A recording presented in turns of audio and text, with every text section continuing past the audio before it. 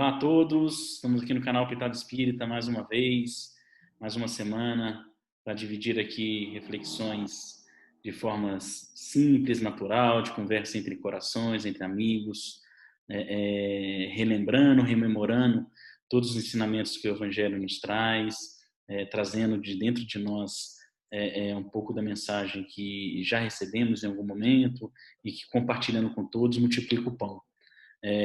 Hoje eu estou aqui com uma grande amiga também, a Cris, que veio bater um papo com a gente. Muito obrigado, Cris, por ter topado participar aqui da Pitada, levar aí através do nosso bate-papo, alguma luz, nem que seja pouca, mas para alguém que precisa, algum consolo, nem que seja pouco, mas para alguém que precisa. Nós ainda pouco podemos dar, mas o pouquinho que nós podemos dar, certamente Jesus vai encaminhar para alguém que vai ser muito, né? Então, acho que esse é o principal objetivo aqui do canal. E aí eu peço a todos, mais uma vez, para seguir o canal, né, para curtir aqui o vídeo, compartilhar com os amigos, familiares, para que possa alcançar aí, quanto mais pessoas puderem. Nós nunca sabemos aonde tem alguém precisando ouvir a coisa certa, né? E Deus nos dá a oportunidade de ser esse veículo. Então, que a gente difunda o Evangelho, não só o canal, mas qualquer fonte do Evangelho que receber, da doutrina espírita que esclarece, que a gente possa divulgar sempre, para endereçar aí os corações que precisam, de acordo com a vontade do Pai. Obrigado, tá, Cris, por topar. Imagina, Thales, eu que agradeço aí a oportunidade e realmente, assim, parabéns pelo canal. Espero realmente que várias pessoas tenham esse acesso e que faz a diferença, sim. Com certeza vai alcançar muitas pessoas e, enfim, falar de Jesus, né? Falar da Bom, né? doutrina é sempre maravilhoso, é sempre muito bom, Eu sempre enriquece. falo que a gente é tão bom falar porque a gente recebe tanto, né, quanto fala. A gente já entra numa atmosfera diferenciada, a gente já sente uma leveza nos nossos pensamentos. Tem dia que a gente está com problema em casa, né, com família, trabalho, qualquer coisa da nossa condição aqui humana e social. A gente está com problema, a gente senta para fazer um evangelho, estudar para uma palestra, bater um papo entre amigos. Aí você vê que esses problemas acabam que nem ficam na cabeça momentaneamente. É como se um novo Thales viesse à tona. Infelizmente, depois que acaba, a gente ainda volta para aquele nosso velho homem, né? Mas o momento Sim. da elevação nos ajuda muito a não sentir as dores que nos atormentam.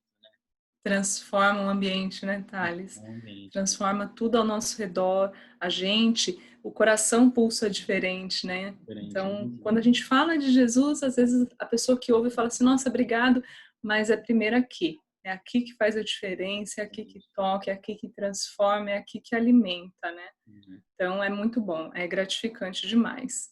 Falando nele, nosso amigo divino e mestre, ele, em certo momento na sua andada, quando estava lá com seus discípulos, ele ia parando, né, de várias cidades, vários lugares, curava uns que precisavam, tratava a obsessão de outros que estavam em processos obsessivos, dava muito ensinamento, né, através dos seus ditos. O Evangelho em si, ele é conhecido quando a gente traduz ele do grego, lá da Grécia Antiga, os livros eram chamados de ditos do Senhor, né? Então eram os dizeres que ele tinha, né, que eram muito curtos e de grande reflexão. Toda a conversa de Jesus, quando a gente lê o Evangelho, esse que a gente tem acesso, tem diversas falas dele. E muitas das vezes a gente já é aqui por nossas vivências religiosas de outras vidas e dessa, a gente sempre já vai com o olho direcionado naquelas que a gente já tem familiaridade, né, que a gente já conhece. Só que todas elas, se a gente parar para olhar com calma, a gente vê o quanto ensinamento tem ali, né? E uma Muito, das muito, histórias muito. que Jesus passando, ele para, ele está em Cafarnaum, ele para lá na casa de Pedro, e a casa de Pedro ela era redonda, assim, né? A casa ela era uma parede redonda, assim, um cômodo, e aí eles faziam no centro uma fogueira, dentro da casa mesmo, e aí Jesus sentava ali no meio e a multidão ia fazendo tipo um anfiteatro, assim, né? Para caber mais Uhum. gente possível, né? Se fosse cômodos quadrados, caberia menos pessoas. E de todas as casas de Cafarnaum, a única que era redonda era de Pedro. Então você vê que aí a espiritualidade já começa a trabalhar em tudo, Providencial, né? tudo providencial, que Jesus ia fazer diversas palestras ali, tinha que caber o maior número de pessoas possíveis. Todas as outras eram cômodos quadrados. Quando a gente olha o mapa antigo da cidade de Cafarnaum, você vê lá vários quadradinhos e bem no centro uma casona redonda, assim, que era a casa de Pedro. E aí, num desses momentos, Jesus está ali explicando algumas questões e é uma passagem importante porque está no Evangelho de Mateus, de Marcos e de Lucas. E o pessoal pro lado de fora, todo mundo ali meio que se apertando para ouvir Jesus, e ele palestrando, e aí certo momento, do lado de fora chega Maria, né, a mãe dele com os irmãos que eram conhecidos dele, os irmãos de Jesus, e anunciam a ele, falando: mestre, sua mãe e seus irmãos estão aí fora, né? Que abre espaço aqui para eles entrarem. E aí ele fala, e ali ele dá um ensinamento muito grande para a gente que estuda a doutrina espírita e o evangelho, e que é um momento de reflexão sobre isso, que ele fala: quem é minha mãe, né? Quem são meus irmãos? Ali ele traz uma reflexão da questão da família, né? A gente tem aqui uma concepção familiar que muitas das vezes nos foge a real concepção do que é a família, né? E quando Jesus fala isso, quem é minha mãe, quem são meus irmãos, a gente pode entender quem é a minha família que está lá fora, né? Aí ele fala: todos aqui que seguem a vontade do Pai são minhas irmãs, minha mãe e meus irmãos, né? Ou todos que estão aqui que seguem a vontade do Pai são a minha família, né? Porque ali ele está falando do Espírito.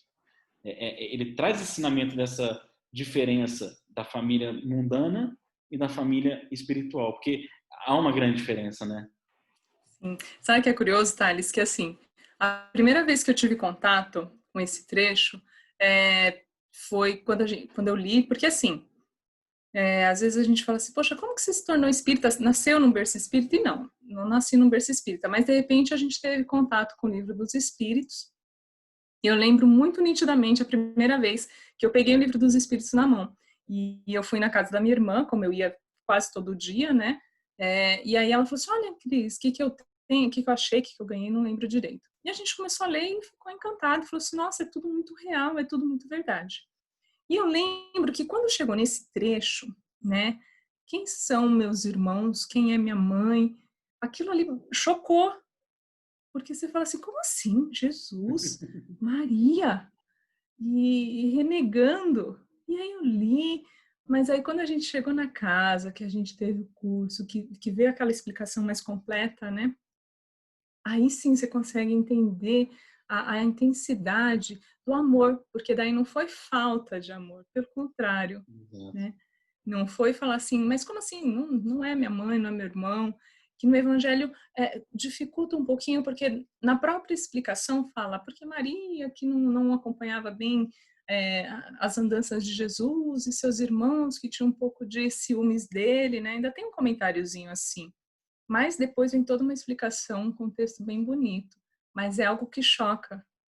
E depois que você entende realmente o que Jesus estava falando, você fala: gente, é muito amor envolvido por todos. E aí vem um ensinamento maravilhoso para nós sobre realmente a família espiritual, a família material, né? Exato. Porque a gente, muitas vezes, quando a gente lê a história, os ensinamentos de Jesus, a gente esquece de um detalhe importante, que Jesus, ele veio trazer o caminho da ascensão espiritual, né? Não o caminho da ascensão física.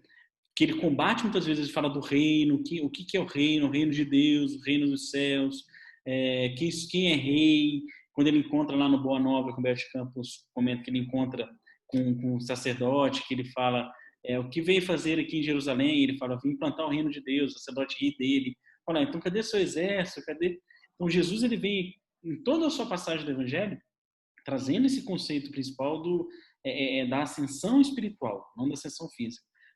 E ainda que a gente saiba isso, a gente esquece de lembrar disso quando a gente está lendo o ensinamento de Jesus. Porque muitas das vezes a gente leva para a questão material. E ele fala quase que 100% das coisas, ele fala do Espírito, né? Então, os ensinamentos dele no Evangelho, figurado na vivência humana, ele está trazendo, na verdade, ele está falando com o espírito de quem lê e com o espírito de quem estava lá, né? Para o espírito. Né? Então, as recomendações são sempre para o espírito. Então, quando ele fala quem é minha mãe, quem é meus irmãos, e aí ele fala quem está aqui e faz a vontade do Pai é minha mãe e meus irmãos.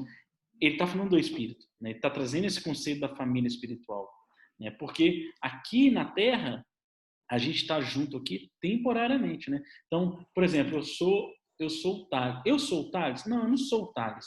O dia que eu nasci, fui registrado como Thales. O dia que eu desencarnar, acabou a estar, não existe mais Thales. Acabou, né? Não tem. Aí eu vou ser João na outra vez, ou vou ser Maria na outra vez. Então, a gente esquece disso, né? E quem é minha mãe, meu pai, meu irmão aqui? Não, também está minha mãe e meu pai aqui, né? Desde que nascemos e agora estamos até desencarnarmos, né? Ao contrário da família espiritual, porque os mesmos laços que unem fisicamente aqui na Terra se representam em laços muito mais fortes que nos une espiritualmente no além-túmulo, né? E aí sim a gente fica ligado e conectados por esses espíritos familiares. E a doutrina espírita fala muito isso, né? Não desencar, seus espíritos familiares te acompanham, né? E a gente lê nas obras dos romances do Emmanuel, muito nos livros do André Luiz, que os mentores, né? Os mentores dos personagens são sempre mamães que em algum momento foram, né? Companheiros de outrora, que foi se criando esse laço espiritual, e ali está a família espiritual, né? Não aqui, Sim. né? Não aqui na Terra. Eu costumo brincar, eu falo assim que a família, esse nosso núcleo familiar encarnado, ele é um intensivão. Porque se a gente pegar Jesus como exemplo de amor, o amor dele, e com certeza o amor que ele tinha por Maria era o que ele tinha por João, era o que ele tinha, porque o amor de Jesus já era um amor universal, já era aquele amor puro. Então ele realmente ele amava todos por igual, amar a todos como a si próprio. E aí eu brinco, eu falo assim, que na nossa famíliazinha aqui, esse miolinho, é um intensivão, porque Deus sabe a nossa limitação. E ele sabe que a gente não consegue amar a todos da mesma forma. Então, o que ele faz? Ele coloca a gente com certas pessoas. Primeiro, o casal, né, que se escolhe. Então, já existe uma afinidade, já existe um interesse. Então, vocês, entre aspas, né, se escolheram. E dali vão surgir os frutos, que vem bonitinho, fofinho, gostosinho, para o amor brotar, né? E dali a gente aprende a amar aos pouquinhos. Então a gente ama enquanto eles são bonitinhos, pequenininhos, chora, dá trabalho aqui e ali, mas eles não batem de frente com a gente. Então a gente ama, a gente protege, a gente cuida. E aí, quando o ser eterno, né, começa a vir à tona conforme vai crescendo, já existe o amor ali, já foi plantado. Então Deus é tão bom que dentro dessa célula pequenininha que é a nossa família, ele dá um curso intensivo. Ele fala assim, olha, Cris, é o seguinte, você não vai conseguir amar a humanidade. Você não vai conseguir sequer amar o seu vizinho, o outro vizinho, ou o seu bairro do mesmo jeito. Então vamos começar aos pouquinhos? Vamos acrescentar um aqui, depois a gente acrescenta outro ali. E esses amores, eles vão se multiplicando, né? E desses amores, nesse núcleo pequenininho, vão se formando os verdadeiros amores, os verdadeiros laços, que aí sim é a família espiritual, que aí sim é a verdadeira família. Uma coisa que você falou aí que é muito real, são esses mentores, que um dia foi mãe, um dia foi o pai, outro dia foi o filho, mas são espíritos, ícones, que já têm a sua luz, né, a refletir, a envolver os outros, e que eles são colocados no meio desse ciclo, são como se fosse um sol, né? Eles são o sol, cada família tem o seu sol, ou encarnado ou desencarnado, mas é aquele indivíduo mais iluminado que vai guiando, vai nos Os outros orientando. gravitam em volta, assim como os planetas gravitam em volta do Sol. Né? Exatamente. Então é aquele sol, ele tem a responsabilidade, vamos colocar assim, de ir agregando os outros. E falar assim, olha, agora tá vendo, você já faz parte dessa família espiritual.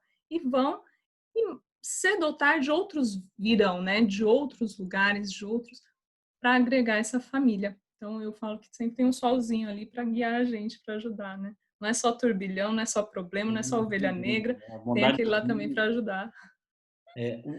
no livro do Kardec, a Gênese, uma hora ele aborda um conceito da doutrina que é importante, que ele fala assim, não acerto com essas palavras, mas vou tentar aqui só, não lembro as palavras, mas reproduzir conforme foi o meu entendimento. Que ele fala que o espírito ele nasce lá ignorante, simples e ignorante, né, como todos, Deus quando cria, e ele vai transformando os instintos animais em sentimentos angelicais, vamos dizer assim. Esse é o processo de evolução humana, é transformar o instinto em sentimento, em virtudes, né? E a forma que tudo isso é feito no espírito é através das experiências na matéria, né? Então, a matéria registra no espírito e quando a gente, se a gente voltar um pouquinho no conceito dos reinos, né? O espírito é só princípio inteligente, ele vive em todos os reinos, a matéria registrando naquele princípio inteligente, né? Sobrevivência, locomoção, necessidade de alimento, necessidade de reprodução. Então, a matéria registra naquele princípio inteligente, quando ele se individualiza como espírito, ele também, através da matéria, vai registrando no espírito diversas experiências que vai transformando esses sentimentos. Se a gente lembrar desse conceito dentro do que você falou, é muito verdade. Então, para a gente aprender a amar um pouco mais em espírito, nosso espírito ser capaz de amar mais, nós precisamos ter experiências humanas que nos permita amar. E se não fosse a família da Terra, a gente não ia amar ninguém. A gente ia chegar aqui matando um outro, perseguindo, roubando comida, né? A gente não ia amar ninguém, porque malemar a nossa família aqui, a gente tem dificuldade às vezes, quem dirá o outro, né? O vizinho. Então, isso que você falou é realmente muito interessante, porque é o mecanismo que Deus, eu nunca tinha parado para pensar nisso, é o mecanismo que Deus nos dá de exercitarmos o perdão, a compreensão, a bondade, a mansetude, porque o nenenzinho quando nasce, né, ali, se é um espírito, o pai ou a mãe, se é um espírito que tem aqui ainda uma presença muito forte da raiva, da impaciência, ele naturalmente vai viver experiências de paciência e de mansetude, porque ele tem um serzinho ali que depende dele, e aquilo vai fazer com que o espírito aos poucos vai recebendo. Então, olha a importância que tem a família mundana, né, da Terra. E é justamente para carimbar o nosso espírito nas práticas dessas virtudes. É a gente ser um pouquinho que Deus é conosco, né? Criou, gerou, concebeu e tem que ajudar a evoluir, né, através do meio físico. Olha como é curioso, né, Thales? Essa questão do você ter o filho e você, naturalmente, você vai vivenciar essas experiências da paciência, do perdão, né? É curioso porque como transforma os nossos sentimentos, e não só dentro de casa, e eu te digo por experiência própria, eu me transformei em uma outra pessoa depois que eu tive meu primeiro filho, no sentido de que eu sempre gostei de criança, sempre. Meus sobrinhos, os filhos da minha irmã, dos meus irmãos, eu sempre fui muito apegada. Mas aos filhos, os nossos, né? E era curioso que eu brincava e falava assim, poxa vida, a gente vai nos lugares, as crianças veem o Ricardo, né, se encantam. Mas comigo é sempre um pezinho atrás, né? E quando eu tive meu primeiro filho, eu me transformei. Porque eu passei a olhar outras crianças diferente. Então, veja, foi um amor que foi introduzido na minha vivência, na minha realidade, e que transformou, mas não somente nesse ciclo tão pequenininho, nesse núcleo, mas já teve a capacidade de transformar a forma como eu sentia outras crianças. Então, hoje, assim, eu tenho uma facilidade muito grande de lidar com as crianças. Eu gosto, me encanta, eu presto atenção, eu observo. Então, não só principalmente dentro desse núcleo, mas Deus é tão perfeito que ele tem a capacidade de transformar a forma como a gente vê as coisas ao nosso redor. Então, por exemplo, você vê assim, dentro de um grupo familiar, um pai, uma mãe que tem problema com o filho usuário de drogas, por exemplo. Todo pai e mãe que você vê lutando com isso, ou que lutou e conquistou a liberdade do filho ali, né, já está se tratando, eles falam de usuários de drogas de uma forma completamente diferente. Gera Como, empatia. exato, com amor, com uma compreensão, um perdão. Imagina você ter um filho usuário de drogas, o quanto você não tem que trabalhar o perdão, a paciência, a resignação. Então Deus é tão bom que esse trabalho feito dentro do núcleo de uma família, ele é tão poderoso, tão intenso, que ele vai se espalhando aos pouquinhos, de acordo com as experiências que você vai tendo. Você pode ver, por exemplo, quando é período assim que fala assim, tal dia é o mês do autismo. Quantos pais divulgando sobre o autismo? E eles se reúnem, eles têm grupos, eles têm autoajuda. Então, assim, as dificuldades que a gente tem dentro desse núcleo da família material vai abrangendo outras pessoas que também não fazem parte dela. Isso é fantástico, né? Não, isso é muito, muito interessante mesmo, que é aquilo, né? Dado aquele conceito que a gente falou um pouquinho antes, das vivências na Terra, registro no espírito o desenvolvimento das virtudes. As virtudes do amor, por exemplo, ela é universal, né? Ela é para todos, né? Ninguém desenvolve o amor só para um. Quem desenvolve o amor só para um, na verdade, não é amor. Como fala? Posse. Obsessão, né? Obsessão, é posse, sentimento de posse, né? Então, esse seu exemplo fala muito disso, né? Com a chegada do seu filho, seu espírito vivenciou situações de amor que ele adquiriu essa virtude, sentimento, e essa virtude não é para um, é para todos, né? E aí você acaba que vê em todas as crianças aquela criança que lhe despertou isso, né? A mãe do usuário de drogas vê em todo usuário de drogas o seu filho. Exato. Por isso que ela vai lá e ela tem o sentimento de acolher. A mãe daquele que tirou a própria vida, vê em todos aqueles que tiram a própria vida o seu filho. E ela vai lá e combate, organiza. A mãe que tem um filho com a síndrome de Down, vê em todos os síndrome de Down a luta do seu filho. Ela vai lá e se vai. E aí, olha só que coisa interessante. Não que precisasse disso, porque já tinha, mas mostrou como isso funciona aqui como isso funciona. Maria, mãe de Jesus. Porque não que ela precisasse, porque ela já tinha todas as virtudes, mas ela, ao ver o filho desencarnar, ela fala: a todos na terra que sofrerem, eu verei o meu filho e vou ajudar. Olha como é que exatamente a gente está falando aqui que Maria fez. Ela fala: a todos que sofrerem na terra, eu verei o meu filho. Então, ela mostra que as vivências humanas, as experiências humanas que a gente tem aqui, que nos fazem desenvolver virtudes, são virtudes que a gente adquire para que a gente possa usar com todos, né? E Maria mostrou isso na prática, né? Ela viu lá Jesus sofrendo, no final ela usa esse sofrimento em todo mundo que ela via sofrendo, ela viu Cristo e não só por isso coordena o trabalho onde estão os espíritos que mais sofrem no plano espiritual. Suicidas, né? Suicidas. Então é muito, muito de acordo isso com o que você falou. Então a importância que a família terrena tem, ela é muito importante. O Emmanuel tem uma frase que eu acho maravilhosa, que ele fala assim, e às vezes até isso é muito debatido nas conversas nas casas espíritas, nos atendimentos fraternos, nas palestras, que quando tem os embates familiares aqui na Terra, muitas pessoas sofrem muito com esses embates, né? As brigas, as dificuldades, e procuram entender o porquê, né? E a doutrina esclarece que muitas vezes, por tudo isso que a gente falou, é o mecanismo que Deus dá de se ajustarem, né?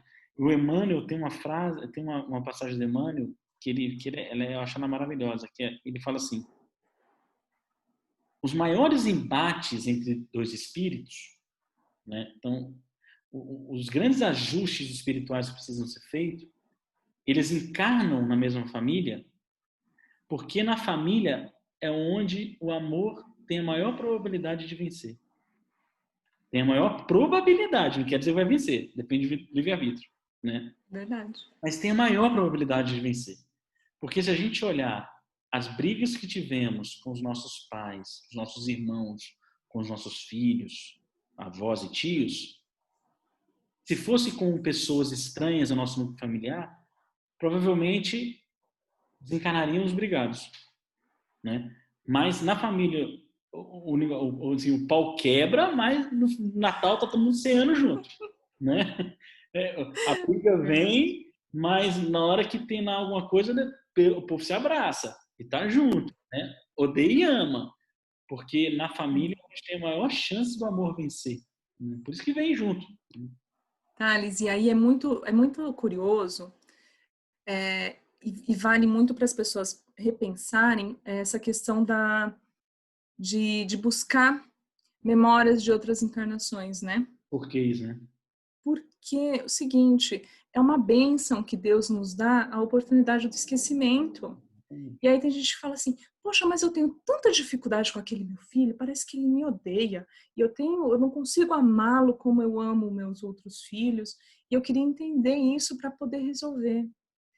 E na grande maioria acaba sendo um erro. Por quê? Porque é uma bênção que Deus nos dá, a oportunidade do esquecimento, porque a gente esquece quando nos reencontramos, e aí foi o que você falou, é uma oportunidade de se entender. É uma oportunidade. Então, aqueles dois que antes se odiavam, que já tiveram atritos seríssimos, sei lá, um matou o outro, é a oportunidade, esquecemos, e agora a gente vai tentar lidar com as nossas dificuldades, com reminiscências, mas com o esquecimento. E aí uma vez uma pessoa falou assim, poxa, mas eu queria muito saber. Aí eu falei, olha, seu filho, você identifica nele alguns traumas? E aí essa mãe falou assim, eu percebo. Ele é uma pessoa muito difícil, ele é muito fechado, ele não consegue expressar os sentimentos, ele não se permite ser amado. Enfim, ela me falou vários aspectos que essa criança tinha de limitações. E aí me questionei o seguinte, e se essa mãe faz uma regressão e descobre que ela causou tudo isso? E se o pai faz essa regressão e ele descobre que foi ele o algoz do seu filho? Foi ele que criou todos esses traumas, foi ele que despedaçou os sentimentos, e Deus foi tão bom que permitiu que aquela criança se esquecesse momentaneamente e tivesse a oportunidade do perdão, né? Então, porque assim, a gente sempre pensa, porque o outro fez errado e eu quero saber o que ele fez para ver se eu perdoo ou não. E o grande X, o grande tchan da questão é isso, é você esquecer, é você receber, e mesmo aqueles que têm atritos de longas datas, de outras encarnações, eles têm a oportunidade de se encontrar como? Como um bebezinho fofinho, né? Como a gente falou no começo, inocente, frágil, delicado. Existem ainda os casos em que ainda assim, com o esquecimento, com a fragilidade do bebê, a gente vê aí tantos bebezinhos abandonados. E aí, o que se faz, né? Outras oportunidades terão. Deus é tão bom que esse bebezinho, às vezes, por outros caminhos, chega até essa família, né? Enfim, E mas eu aí, acho que, assim, é uma desculpa. bênção o esquecimento. Pode falar. Não, eu ia falar que nesse caso que você falou, às vezes a gente tem ainda muitos bebezinhos de fato sendo abandonados, porque precisam passar por isso, né? Não há injustiça Sim, na vontade divina, tem uma necessidade por trás disso, e ainda assim muitos deles encontram, talvez aí sim, as suas famílias espirituais. sim. Né? Aí vem lá a receber, aí você vê corações se unindo, né? Eu conheço um casal que tentava ter filho biológico, por muito tempo não conseguiu, e resolver, e aí entrar na fila da adoção, adotaram um menino e uma princesinha, maravilhosos, e assim, claro, você olha para aquela família, você fala, aqui tem uma família, né? Tem uma Família espiritual. família espiritual, eles estão aqui unidos, né? Não há abandono, né? Deus não permite que haja abandono, se a gente olhar para o espírito. né? Para o Sim. físico tem. Porque muitas das vezes, ainda que uma dessas crianças que passam pela provação aqui, pela necessidade do abandono familiar terreno, ainda que não seja adotado ou qualquer coisa que seja, é importante ter a fé que não há abandono no plano divino, né? Que a família espiritual está lá. Por mais que aqui na Terra ele tenha uma condição difícil, no espírito ele tem alguém que lhe ama muito, como nenhuma mãe da Terra o ama, muito provavelmente. Com certeza. Está lá olhando por ele, seja desencarnada ou seja encarnada, como a tia da merenda da escola, que pode ser, né? Mas está ali zelando, está olhando, está acompanhando, está ali, mas é importante que não tenha o vínculo nessa encarnação para que os aprendizados possam ser concluídos. Mas aí tem essa família espiritual que Jesus fala, né? Aquele que está cumprindo a vontade de Deus. O espírito em resignação, passando pela prova e expiação, está cumprindo a vontade de Deus, e aquele que está aqui zelando por esse que está em uma situação de provação, também está cumprindo a vontade de Deus. Estes são irmãos, esses são mães, esses são pais, esses são a família espiritual que Jesus comentou no dia na roda lá, né, com a turma. E aí a gente entra num outro assunto, que é a adoção, né, Thales? Então, quando a gente fala sobre esse, né, que não existe o abandono, quando a gente para pensar na programação reencarnatória, é algo tão rico, tão fantástico e tão difícil de entender também. Porque, como você disse, dentro da adoção, são famílias que se reencontram. Tem filhos adotivos que você olha e fala, meu, não é possível, é a cara do pai, é a cara da mãe, são iguaizinhos, a personalidade é muito parecida. Como também tem casos em que o filho adotado é extremamente difícil de lidar. Eu não sei se você assistiu o filme Lion. Sim, maravilhoso. Do indiano, né? Incrível, indiano. Maravilhoso. É incrível, é maravilhoso, porque, olha o spoiler, né? Não vou falar muito. Mas é incrível porque, assim, do mesmo jeito que você vê a representação da adoção como algo que deu muito certo, você também vê, no outro lado, uma adoção que deu muita dificuldade, mas que não houve abandono, que não houve desistência. O amor por um pelo outro era o mesmo, era intenso, era amor de pai e mãe. E foi uma escolha, né? Eu acho que uma frase linda que ela diz é assim: eu e seu pai, a gente percebeu que já existia muitas pessoas no mundo.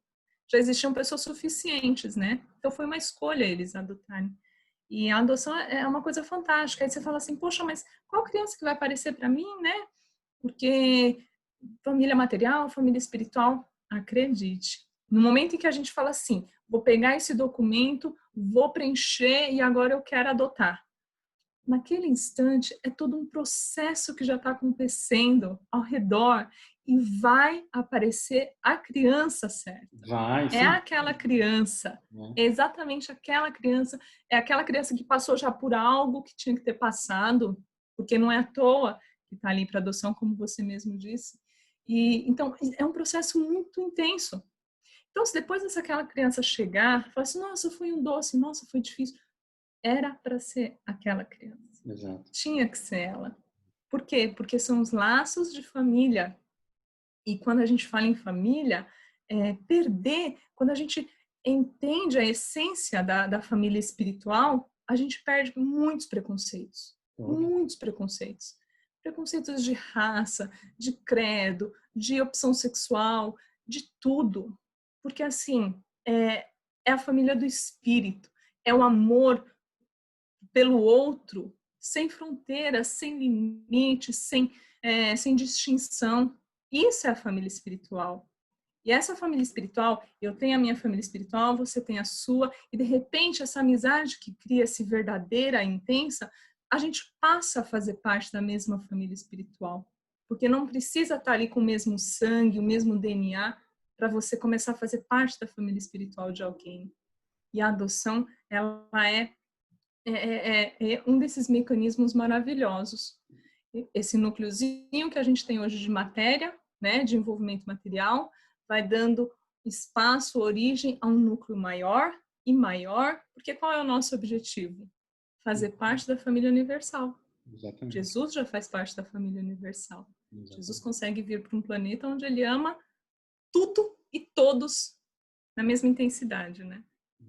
E eu achei muito legal quando você falou assim, que se não fosse a família, a gente já chegava batendo o pé e tudo. Matou todo mundo, né? Não tem jeito, era bem isso mesmo. E eu lembro, assim, uma experiência minha, quando o meu filho nasceu, que eu acompanhei o parto, né? No momento que ele deixou o útero, e o médico entregou para Carol, para minha esposa, a Carol viu ele, abraçou, e eu fiquei ali do ladinho esperando o meu momento.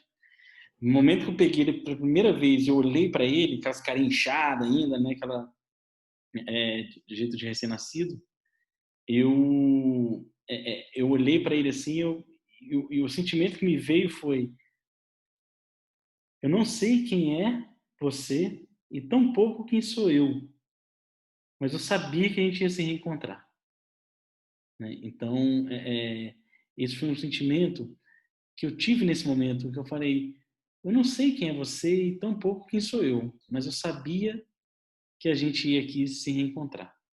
Essa era uma certeza muito grande que eu tinha.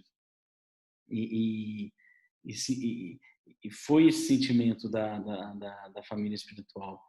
O, eu acho que a Cris ela caiu. Né?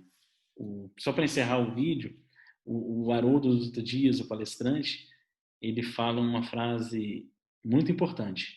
Né? A encarnação nunca erra de endereço. Independente qual seja, como seja, ela nunca erra de endereço. É assim que na próxima semana a gente possa estar aqui com mais um vídeo.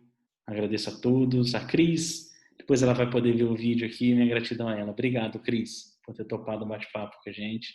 Muito, muito obrigado mesmo. Segue o nosso canal, segue aqui também o nosso vídeo dos estudos da Carta de Paulo que o nosso grupo faz.